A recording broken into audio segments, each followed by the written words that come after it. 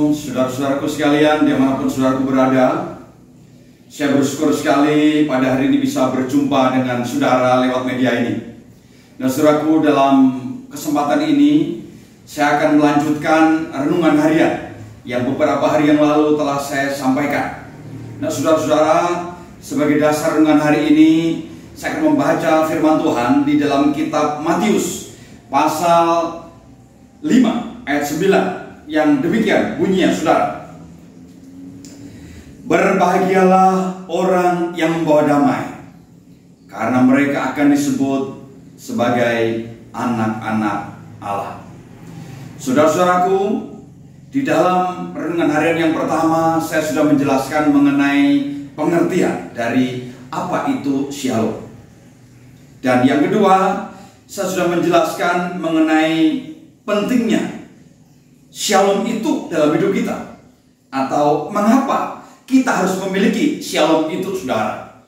Nah saudara-saudara, pada bagian yang ketiga kali ini, dan ini merupakan bagian terakhir, dan ini sangat penting sekali, saudara, saya akan membahas dua hal. Hal yang pertama adalah bagaimana caranya agar kita bisa memiliki shalom itu. Dan yang kedua nanti, apa yang harus kita lakukan setelah kita memiliki shalom tersebut. Yang pertama, saudara, bagaimana caranya agar saya dan saudara bisa memiliki shalom itu? Caranya adalah dengan kesadaran betul bahwa kita membutuhkan shalom itu. Dengan kesadaran ini kita membuka hati kita dengan segala kerendahan hati. Kemudian kita mengundang Tuhan yang adalah sumber shalom itu sendiri untuk masuk dalam hati kita, menguasai pikiran kita, menguasai totalitas kehidupan kita. Dengan cara ini, maka shalom itu ada di dalam setiap diriku dan dalam setiap dirimu, saudaraku. Nah, saudara-saudaraku, tatkala hidup kita sudah dilingkupi oleh shalom, apa dampaknya? Dampaknya adalah dalam hidup kita akan mengeluarkan buah-buah roh. Di dalam Galatia pasal 5 ayat 22 disebutkan mengenai buah-buah roh. Buah roh ialah kasih, sukacita, damai sejahtera, kesabaran, kemurahan, kebaikan, dan lain sebagainya. Nah saudara, saya hanya akan membahas soal yang satu, yaitu mengenai damai sejahtera. Berarti setiap orang yang ada shalom dalam dirinya, maka dia mengeluarkan buah roh, yaitu damai sejahtera. Yang artinya bahwa apapun yang terjadi dalam hidupnya, damai sejahtera itu yang akan mengontrol, yang akan menguasai. Sehingga dalam keadaan apapun, maka orang yang dipenuhi oleh damai sejahtera, oleh shalom, tetap ada kekuatan. Karena dia sadar betul ada Tuhan yang hadir dalam kehidupannya secara nyata. Saya berikan sebuah contoh atau sebuah cerita, saudara, dan saya percaya sebagian di antara kita sudah pernah mendengar cerita ini. Suatu hari ada seorang pendeta yang sedang mengunjungi jemaatnya yang sedang sakit di rumah sakit. Jemaat yang sakit tersebut adalah seorang wanita yang sudah tua, dan dia sakit komplikasi yang semakin lama tidak semakin membaik, tapi justru semakin memburuk. Setelah berbincang panjang lebar dan sebelum berdoa, pendeta tersebut bertanya kepada seorang wanita tua ini. Dia tanya begini, "Oma, sebelum kita berdoa, sebelum saya berdoa untuk Oma, saya akan tanya sama Oma, apakah Oma yakin kalau Tuhan mendengar doa kita?" Saudara, apa jawaban wanita tua tersebut? Dengan penuh keyakinan, wanita itu menjawab demikian, "Pak Pendeta, saya tidak hanya yakin kalau Tuhan mendengar doa kita, tetapi saya juga yakin kalau Tuhan hadir di tempat ini, mendampingi saya, menguatkan saya, sehingga dalam kondisi apapun saya bisa kuat dan tetap ada sukacita. Karena saya tahu semua karena Tuhan yang telah menyertai saya." Nah saudara-saudaraku, mengapa wanita tua ini bisa seperti ini? Itu tanda, itu bukti kalau shalom itu sudah ada dalam dirinya. Sehingga shalom itu benar-benar yang melingkupinya dan bukan keadaan yang lain. Nah saudara, kita akan masuk dalam poin yang kedua, saudaraku. Apa yang harus kita lakukan? Apa yang harus saya kerjakan, yang saudara kerjakan setelah shalom itu ada dalam kehidupan kita?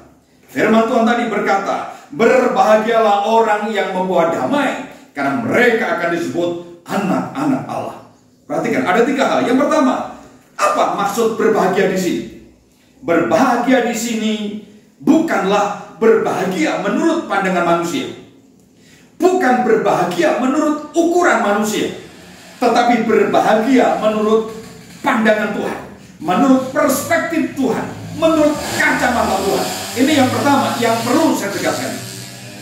Perhatikan yang kedua, berbahagialah orang yang membawa damai.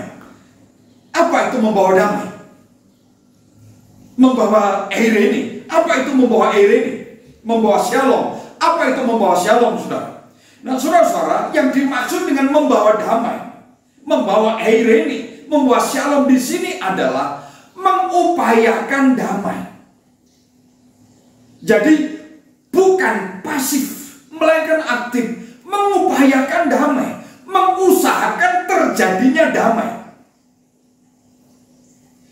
Arti daripada mengupayakan damai, saudara, bukan berarti tidak ada pertengkaran, bukan berarti tidak ada permusuhan, bukan berarti tidak hanya sekedar tidak ada dendam, katakanlah. Tetapi mengupayakan damai ini juga berarti mengupayakan hubungan yang baik, hubungan yang dekat, hubungan yang akrab, hubungan yang harmonis, hubungan yang saling menguatkan. Itulah mengupayakan damai yang dimaksudkan oleh firman Tuhan ini. Nah, saudara-saudara, karena keterbatasan waktu saya tidak bisa memberikan beberapa contoh, ya. Tetapi kita akan masuk dalam poin yang ketiga, saudara-saudara. Ya. Orang yang mengupayakan damai akan disebut anak-anak Allah. Mengapa? Apakah karena kita mengupayakan damai, terus gara-gara itu sebagai dampaknya kita menjadi anak Tuhan? Apakah itu? Enggak. Kalau itu benar, berarti kita menjadi anak Tuhan karena tindakan kita. Bukan, saudara. Bukan seperti itu. Yang benar adalah kita bisa menjadi anak Tuhan berdasarkan Yohanes 1:12 itu karena iman, karena kita percaya kepadanya, dan dengan itu kita sebagai anaknya Tuhan, atau kita diangkat oleh Tuhan sebagai anaknya karena kita percaya kepadanya, dan itu murni karena anugerah Tuhan buat saya dan saudara.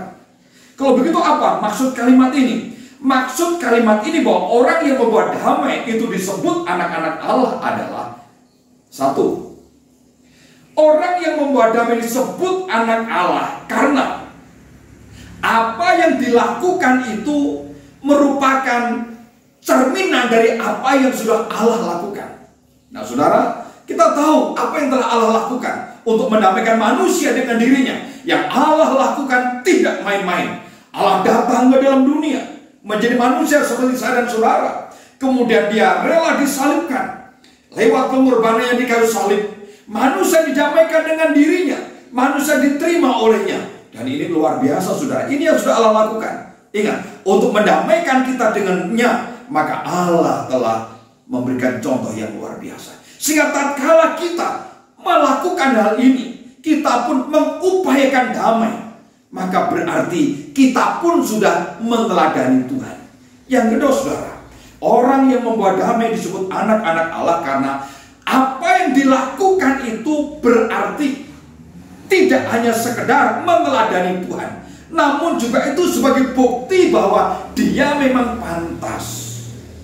Dia memang pantas menyebut dirinya anak-anak Tuhan karena dia meneruskan apa yang sudah Tuhan lakukan, menyampaikan apa yang sudah Tuhan kerjakan, membagikan apa yang sudah Tuhan bagikan, yaitu mengupayakan damai kepada siapapun tanpa pandang bulu. Tidak peduli keyakinannya apa, tidak peduli sukunya apa, tidak peduli status sosialnya apa, siapapun mereka, Tuhan inginkan kita mengupayakan damai dengan mereka, mengupayakan hubungan yang baik dengan mereka. Saudara-saudaraku sekalian, demikian renungan singkat pada hari ini. Kiranya renungan ini memberkati saya dan memberkati saudara. Tuhan memberkati. Amin.